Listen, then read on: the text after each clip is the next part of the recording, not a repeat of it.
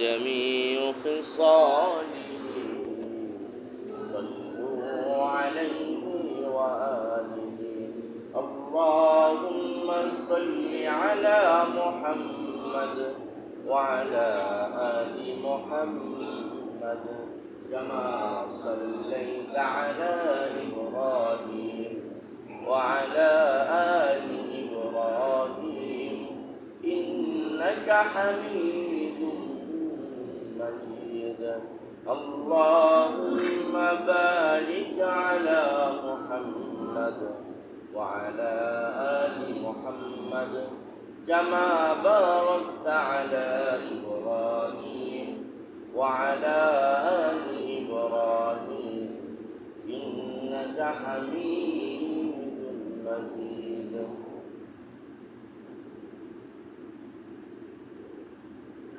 الحمد لله আল্লাহ রাব্বুল আলামিনের দরবারে অসংখ্য শুকরিয়া আদায় করি যে মহান মালিক আমাদেরকে যাচাই করে বাছাই করে অত্যন্ত পছন্দ মহব্বত করে ভালোবেসে আল্লাহ রাব্বুল আলামিনের ফরজ হুকুম জুমার নামাজ আদায় করার জন্য এবং তার পাশাপাশি কোরআন ও হাদিসের আলোকে কিছু কথা শ্রবণ করার জন্য তার পবিত্র ঘর মসজিদে আগে আগে আসার মতো যে মালিক তৌফিক দান করলেন সে মালিকের দরবারে শুকরিয়া আদায় করি সকলে জোরে সোরে বলি আলহামদুলিল্লাহ। সম্মানিত হাজরিন, গত সপ্তাহে আমরা আলোচনা করেছিলাম কারবালার ইতিহাস শিক্ষা সে বিষয় নিয়ে। আজ এই জুমায় আলোচনা করার চেষ্টা করব মানুষের নেক আমল সওয়াব বরবাদ হয়ে যায় কিভাবে, নষ্ট হয়ে যায় কিভাবে, সে বিষয়ে আলোচনা করার চেষ্টা করব ইনশাআল্লাহ। আলোচনার শুরুতে যদি বলা হয় কি আলোচনা করা হবে, তাহলে শ্রোতাদের সেই বিষয়টা বুঝতে এবং মনোযোগী হতে, মুখস্থ রাখতে সহজ হয়ে যায়। সেজন্য প্রত্যেকটা সপ্তাহে আলোচনার উদ্দেশ্য বা কী বিষয়ে আলোচনা করা হবে সেটা আপনাদেরকে শুরুতেই শিরোনাম হিসাবে জানিয়ে দেওয়া হয়। দুনিয়াতে চলতে গেলে মানুষের কি প্রয়োজন? টাকার প্রয়োজন। ম্যাক্সিমাম সমস্যার সমাধান হয় দুনিয়াতে টাকার মাধ্যমে। ঠিক তদ্রূপভাবে আখিরাতেও চলতে গেলে বা সাকসেস হতে হলে আমার সওয়াবের প্রয়োজন, নেক আমলের প্রয়োজন, ঠিক কিনা? তো এই টাকার গুরুত্ব, সম্পদের গুরুত্ব বুঝে না এরকম মানুষ খুবই কম। সবাই আমরা বুঝি যার কাছে যতটুকু সম্পদ থাকুক, একজন লোকের কাছে 5 কোটি টাকা আর একজন লোকের কাছে 5,000 টাকার মালিক। যার কাছে 5 কোটি টাকা আছে সেও যেভাবে গুরুত্ব দিয়ে হেফাজত করে রাখে, যে 5,000 টাকার মালিক তার কাছে ওই 5 কোটির মতোই গুরুত্ব দিয়েই রাখে, ঠিক কিনা? কি জন্য গুরুত্ব দেয়? এটা খুব কষ্ট করে অর্জিত করা হয়েছে, উপার্জন করা হয়েছে। যদি কোনো কারণে এটা চুরি হয়ে যায়, ছিনতাই হয়ে যায়, ডাকাতি হয়ে যায় বা নষ্ট হয়ে যায়, তাহলে আমার এই কষ্টগুলো বৃথা।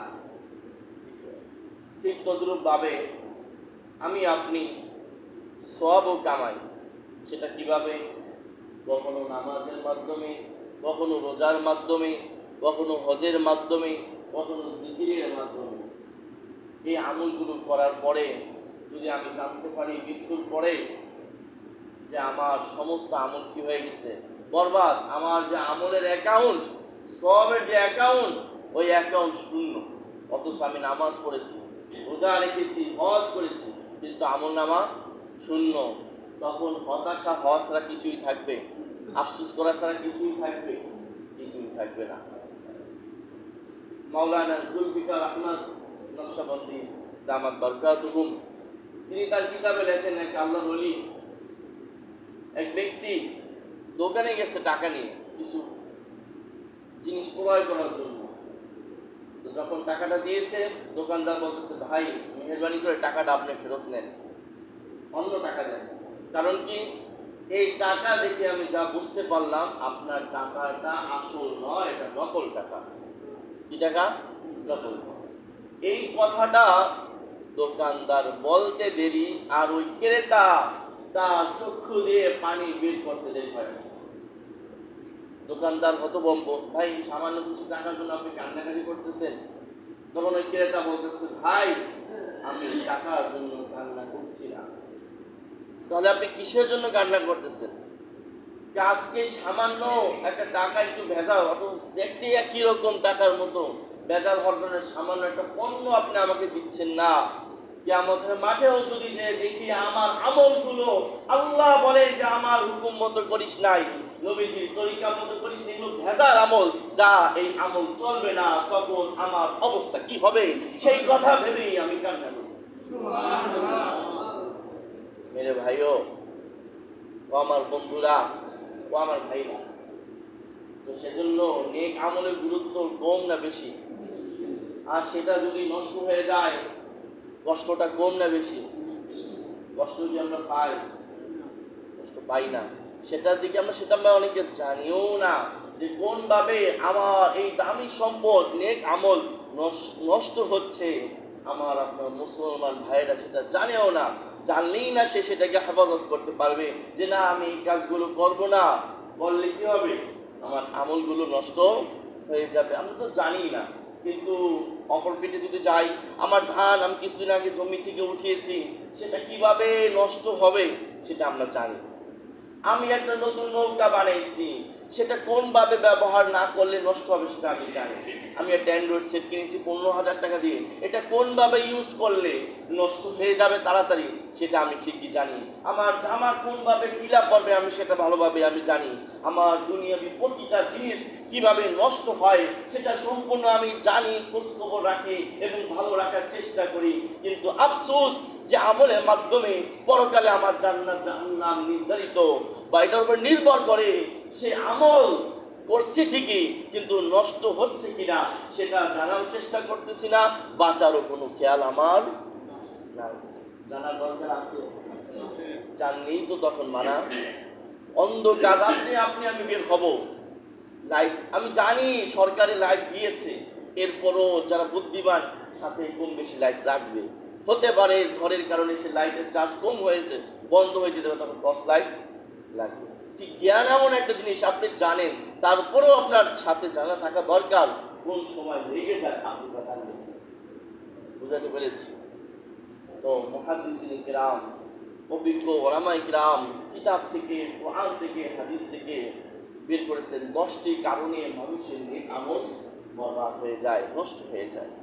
আগে আমরা যদিও আফসোস করি না, ভয় পাই না আমল নষ্ট হওয়ার, কিন্তু সাহাবায়ে কিরাম, রাসূলগণ, নবীগণের পরে যারা এসেছে, সালফে সালেহিন, তাবেঈন, এমনকি 10, 50, 100 বছর আগেও যারা আমাদের থেকে বিদায় নিয়েছে, তারাও আতঙ্কে থাকতো, না জানি নেক আমল বরবাদ হয় কিনা। তারাও কি করতো?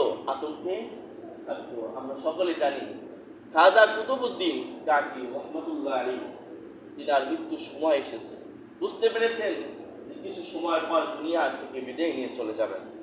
তিনি তার শাগিরদের মুরিদদেরকে বললেন, আমি মারা যাওয়ার আগে তোমাদেরকে ওসিয়ত করে যাচ্ছি, আমি মারা যাওয়ার পরে জানাজা ওই ব্যক্তি করাবে যার ভিতরে 4টা গুণ থাকে। কয়টা গুণ? কয়টা গুণ ভাই? 1 নম্বর গুণ, ওই ব্যক্তির কখনো তাকবীরে উলা ছোটে নাই। অর্থাৎ কখনো ইমাম সাহেব যখন আল্লাহু আকবার বলেছেন, সেও আল্লাহু আকবার বলছে, কখনো এক রাকাতও ছুটে নাই। নামাজ পড়তে তো দূরের বিষয়। 1 নম্বর শর্ত কি? আমার জানাজা ওই ব্যক্তি পড়াবে যার কখনো কি হয় না তাকবীরুল্লাহ। মুরিদগণ বলে দিলেন আরেকটা কি? শোনো, 2 নম্বর শর্ত, যার জীবনে কখনো তাহাজ্জুদ ছুটে নাই। কি ছুটে নাই? তাহাজ্জুদের নামাজ ছুটে নাই। 2 নম্বর শর্তগুলো সহজতা কঠিন কঠিন। 3 নম্বর, যে ব্যক্তি তার জীবনে কখনো ইচ্ছাকৃতভাবে পর নারীর দিকে তাকায় না। 4 নম্বর শর্ত, যে ব্যক্তি কখনো আসরের নামাজ কয় রাকাত? কিন্তু 4 রাকাত ফরজের আগে 4 রাকাত কি আছে? সেটা সুন্নতে গায়রে মুআক্কাদা, পড়লে সওয়াব আছে, না পড়লে জবাবদিহিতা মালিকের কাছে করতে হবে না। খাজা কুতুবউদ্দিন কাকি বলেন, যে ব্যক্তির ভিতরে এই 4 নম্বর গুণ অর্থাৎ আসরের নামাজের আগে 4 রাকাত সুন্নত যার জীবন থেকে মাইনাস হয় নাই, বিয়োগ হয় নাই, এমন ব্যক্তি আমার জানাজার নামাজ পড়ার। আর যদি এমন গুণওয়ালা মানুষ তোমরা না পাও, আমার লাশটাকে জানাজা বিহীন, জানাজা ছাড়াই তোমরা দাফন দিয়ে। শর্ত কঠিন না সহজ? কঠিন। আয়োজন হলো, মানুষ সমবেত হলো, জানাজার লাশ সামনে রাখা হলো। তার সন্তানরা ওয়ারিসরা ঘোষণা করলেন যে আমার বাবা খাজা কুতুবউদ্দিন, দিল্লির ওই কুতুব মিনার যে বলা হয় তার নামে ওই মিনার, তিনি বললেন যে আমার বাবা এই 4টা শর্ত দিয়েছেন। 1 নম্বর শর্ত কি ভাই? যার জীবনে তাকবীরুল্লাহ ছোটে নাই, তাহাজ্জুদ ছোটে নাই, পরনার দিকে তাকাই নাই, আসরের নামাজের যে সুন্নত সেই সুন্নত কখনো মাইনাস হয় নাই, এমন 4টা শর্ত আপনাদের কারো মাঝে যদি থাকে, মেহেরবানি করে আমার বাবার আসরের নামাজটা পড়ান, নতুবা আমার বাবাকে জানাজা ছাড়াই দাফন দিতে হবে। যেই কথা সেই কাজ। মানুষ যারা সমবেত হয়েছে কান্না গোল করেছে সেই মাঠে। এখন তো এই দৃশ্য দেখা যায় না, জানাজার মাঠে তো সেলফি ভিডিও শুরু হয়। আর সেই যুগে কি হতো? কান্না হতো যে আমার এই লাশ তো আমার ভাইয়ের না, এই লাশ আমার, সে যাচ্ছে আমার তো সিরিয়াল পরে। আর এখন তো কখন আমি ফেসবুকে ইউটিউবে আমি আপলোড করবো সে ধান্দায় মানুষ থাকে। নাউযুবিল্লাহ, এটা কিয়ামতের আলামত। জানাজার সকল মানুষ কান্না করতেছে, হাই হাই এমন কি শর্ত দিল, আমার তো সামনে যাওয়ার অবস্থা। প্রত্যেকেই এমন, যারা জানাজার খাটিয়া ধরবে প্রত্যেকেই 4 জন ব্যক্তি শুরু করছে খাট ধরবে। ঠিক এই মুহূর্তে ওই সময় ওই যুগের দিল্লির যে বাদশাহ সুলতান শামসুদ্দিন আলতামাশ রহমাতুল্লাহ আলাইহি, তিনি আস্তে আস্তে এটির সামনের দিকে গেলেন, যাইয়া ওই বুজুর্গের চেহারা থেকে কাফনটা সরাইলেন, কপালের উপর একটা চুম্মা দিলেন, বলেন হুজুর চলে তো গেলেন, আর আমার গোমরটা আপনি ফাঁস করে দিলেন, আমার নেক আমলটা আপনি প্রকাশ করে দিলেন, না জানি আমার এই নেক আমলগুলো বরবাদ হয়ে যায় কিনা। এই একটা কথা বলার জন্য এই উপমাটা আমি টেনেছি। ওই বাদশাহ কি বললেন? সুলতান আলতামাশ, শামসুদ্দিন আলতামাশ, দিল্লির বাদশাহ তখনকার, যে না জানি আপনি তো আমার নেক আমল, আপনি এমন একটা শর্ত দিয়েছেন, এখন যদি আমি জানাজা নামাজ পড়াইতে না যাই, নিজের কাছেই আমি প্রশ্নবিদ্ধ, সেজন্য যাচ্ছি। তার মানে কি? ওই বাদশাহ রাজনৈতিক এক ব্যক্তি, আলেম না, কিন্তু সে ব্যক্তি কি না? আলেম না, রাজনৈতিক এক ব্যক্তি। তার জীবনে কি তাহাজ্জুদ ছোটে নাই, তাকবীরুল্লাহ ছোটে নাই, পরনারীর দিকে তাকাই নাই, আসরের সুন্নত মাইনাস হয় নাই। সে বলে হুজুর যাবার আগে আমার আমলটা আপনি প্রকাশ করে গেলেন, মেহেরবানি কইরা না জানি বরবাদ হয়ে যায় কিনা, কিয়ামতের মাঠে আপনি যদি সুপারিশ করার সুযোগ পান, তাহলে এই অদমরে আপনি একটু সুপারিশ কইরা জান্নাতে নিয়ে যাওয়ার চেষ্টা করুন। ও মেরে ভাইও, তাদের চিন্তা ভাবনা, ওই যুগের বাদশাহ যারা, তাদেরও চিন্তা ভাবনা ছিল যে আমার নেক আমল যেন নষ্ট না হয়, নেক আমল যেন নষ্ট না হয়। আর আমাদের তো এই ব্যাপারে ঠিকই না। তো নেক আমল নষ্ট হয় কয় কারণে ভাই? 10টি কারণে। কয়টি কারণে? আরও থাকতে পারে, আপাতত আমি এতটুকু পেয়েছি, আরও যদি পাই অবশ্যই আপনাদেরকে অবগত করবো ইনশাআল্লাহ। 1 নম্বর যে কারণে মানুষের নেক আমল নষ্ট হয়, কুফরি করলে, শিরক করলে। কি করলে ভাই? কুফরি করলে। কুফরি করে না, ওই মেয়েটা বিয়ে যদি না হয় কুফরি কালাম করে। ওই লোকের ব্যবসা ভালো হয়, তাবিজ করে তাকে ব্যবসা বন্ধুর জন্য পায়তারা চালায়। দেখবেন বিভিন্ন সময় যারা জেলে মাছ ধরে, শিং মাছ পায়, শিং মাছের ভিতরে তাবিজ ঝুলানো পায়, পুতুল পায়, পুতুলের সাথে একটা মেয়ের ছবি পায়, তার মানে কি কুফরি কালাম করে তাকে বানায়। এরকম কুফরি যদি কেউ করে অথবা শিরিক করে, যে আল্লাহর সাথে কাউকে শরীক করে, তাহলে তার আমল কি হয়ে যাবে? নষ্ট হয়ে যাবে, বরবাদ হয়ে যাবে। সেই কথাই আল্লাহ তাআলা সূরাতুজ জুমারের 65 অর্থাৎ 65 নম্বর আয়াতে বলেন, লা ইন আশরাকতা লা ইয়াহবাতান্না আমালুকা ওয়া লা তাকুনান্না মিনাল খাসিরিন। আমার আল্লাহ বলেন লা ইন আশরাকতা, নবী আপনিও যদি শিরক করেন, লা ইয়াহবাতান্না আমালুকা, অবশ্যই আপনার আমলগুলো আমি নষ্ট করে দিব, লাতাকুনান্না মিনাল খাসিরিন, আপনি তাহলে যারা ক্ষতিগ্রস্ত এদের মধ্যে অন্তর্ভুক্ত হয়ে যাবেন। 1 নম্বর আমরা কি জানতে পারলাম? কোনো ব্যক্তি যদি শিরিক করে, কুফরি করে, তার আমল কি হয়ে যাবে? বরবাদ হয়ে যাবে। এই ব্যাপারে সুহাইব রাদিয়াল্লাহু আনহু থেকে একটি হাদিস পাওয়া যায়।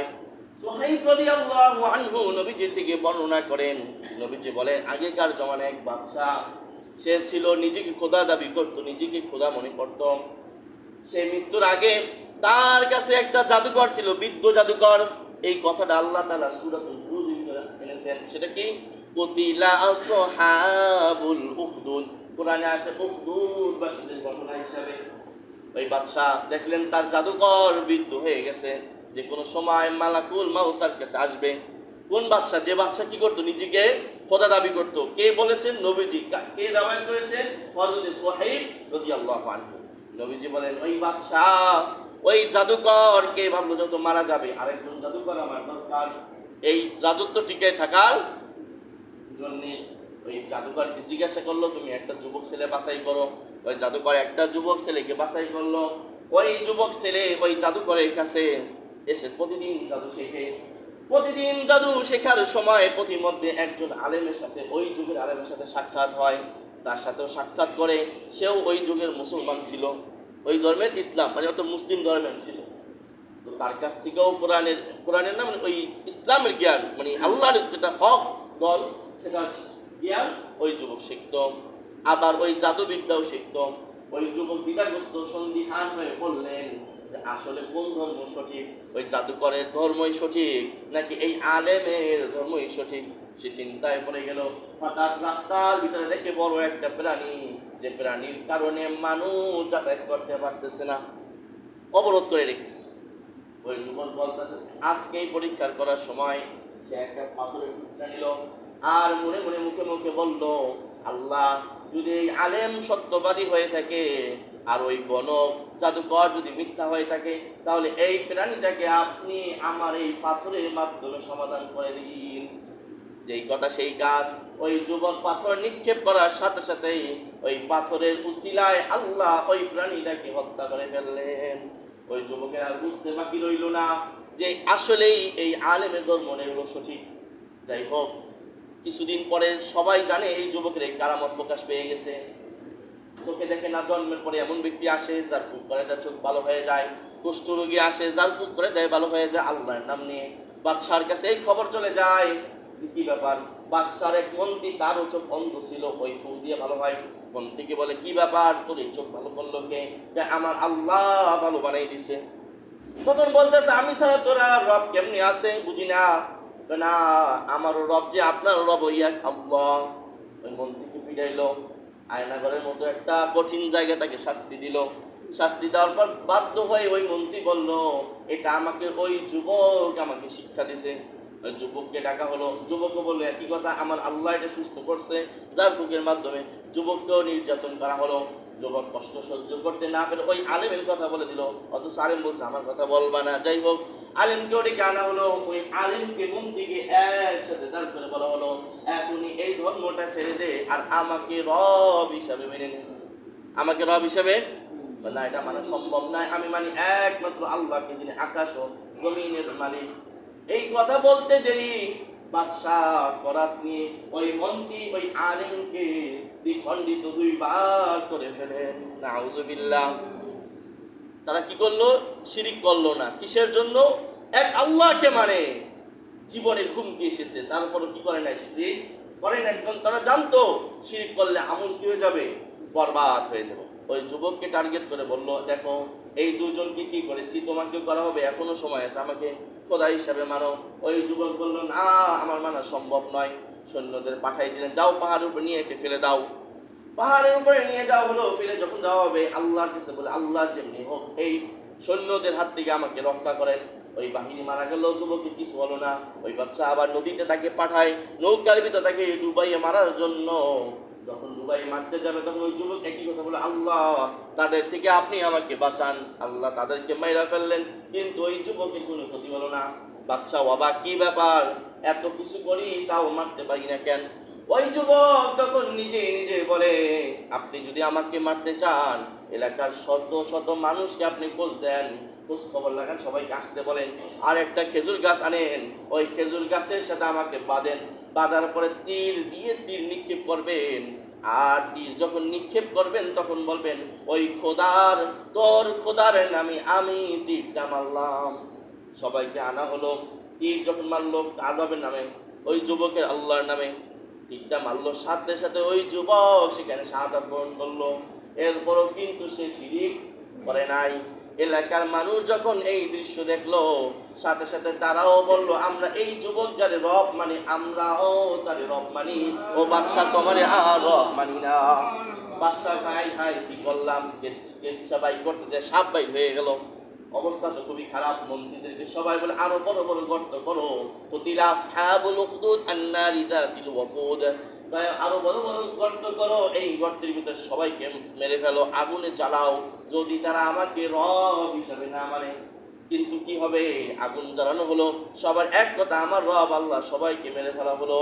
অবশেষে একটা মহিলা আসলো, তার কোলের একটা শিশু বাচ্চা। সে দ্বিধাগ্রস্ত, যাবে কি যাবে না গর্তের ভিতরে, না হয় তাকে আল্লাহ মানবে, এরকম ভাবতেছে। বাদশা বলে এখনো সময় আছে, কিন্তু ওই কোলের শিশু বলে, মা না না, দেরি করেন না, আপনি আগুনে ঝাঁপ দেন, কারণ আপনি যে ধর্মে আছেন এটাই হচ্ছে সঠিক ধর্ম। ও মেরে ভাইও, এই উদাহরণ এই কোরআনের তাফসীর থেকে আমি বলতে চাই, যদি আমাকে আমেরিকা বলুক, ইন্ডিয়া বলুক, কোনো সময় যদি বলতে হয় যে এমন কোনো বিধান মানতে যে বিধান কোরআনের বিরুদ্ধে যায়, আল্লাহর বিরুদ্ধে যায়, ওই রকম কাজ করে শিরিক করা যাবে? যদি করি আমার আমল বরবাদ হয়ে যাবে। তাই তো আল্লাহ বলেন, লা ইন আশরাকতা লা ইয়াহবাতান্না আমালুকা ওয়া লা তাকুনান্না মিনাল খাসিরিন। শিরক করতে দেরি, আমার আমল নষ্ট হইতে দেরি হবে না। তো যাই হোক, 10টি কথা, যে 10টি বদ আমল যেগুলোর কারণে মানুষের কি হয়, নেক আমল নষ্ট হয়ে যায়।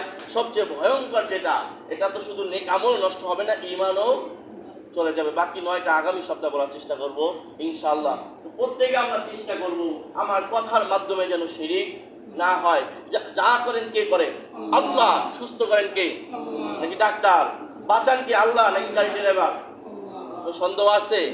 সব কিছু কার পক্ষ থেকে হয়? আল্লাহ। কোনো বিষয় অন্য কাউকে শরীক বানানো, অমুক নেতার কারণে বা অমুক প্রধানমন্ত্রীর কারণে আমরা এবার বেঁচে গেছি, নতুবা এই দেশটা ধ্বংস হয়ে যেত, নাউজুবিল্লাহ, এরকম কথা বলা যাবে? কে বাঁচান? কে জীবন দেন? কে খাওয়ান? নাকি অফিসের মালিক খাওয়ান? মসজিদের সভাপতি খাওয়ান? কে খাওয়ান? আল্লাহ খাওয়ায়। আপনার মালিক খাওয়ায়? জনগণ খাওয়ায়? কে খাওয়ায়? আল্লাহ খাওয়ায়। সব কিছু আপনার বিশ্বাস থাকতে হবে কার? নামাজে, এই জন্য দোকান নামাজের সময় খোলা রাখবেন, আল্লাহ তো খাওয়ায় না, তাই ওই সময় একটু বিক্রি করি নাকি? হ্যাঁ নাকি? আল্লাহ তো খাওয়ায়, কিন্তু ওই সময় তো নামাজের সময় দোকানটা খোলা রাখে, কম খাওয়াবে, এরকম কিছু? আল্লাহ কে খাওয়ান? জন্য কথা কাজে কোনো ভাবে করা যাবে না শিরিক। আর কারো ব্যবসা ভালো হইলে তাবিজ করবো, তাবিজ করে তার ব্যবসা বন্ধ করবো। এই অমুক মসজিদে কেশিয়ারের ছেলের ভালো ব্যবসা হইতেছে, দোকানে পয়সা, তার তাবিজ করবো। অমুকের ভালো মেয়ের এত অনেক সুন্দর ভালো ভালো প্রস্তাব আসে, তাবিজ করে কি বান মেরে থই দেবেন, প্রস্তাব না আসে, কুফরি কালাম করা যাবে? হিংসা করা, যে স্বাস্থ্য তো খুব ভালো, আমার ছেলে তো কাহিল, দিক বান মেয়েরা, বউ, আমার ছেলে আর বউ খুব মিল, সহ্য হচ্ছে না শাশুড়ি, যায় কবিরাজের কাছে, কিভাবে তাদেরকে দ্বন্দ্ব লাগাই দেওয়া যায়, করা যাবে? করলে নেক আমল জায়গায় শেষ।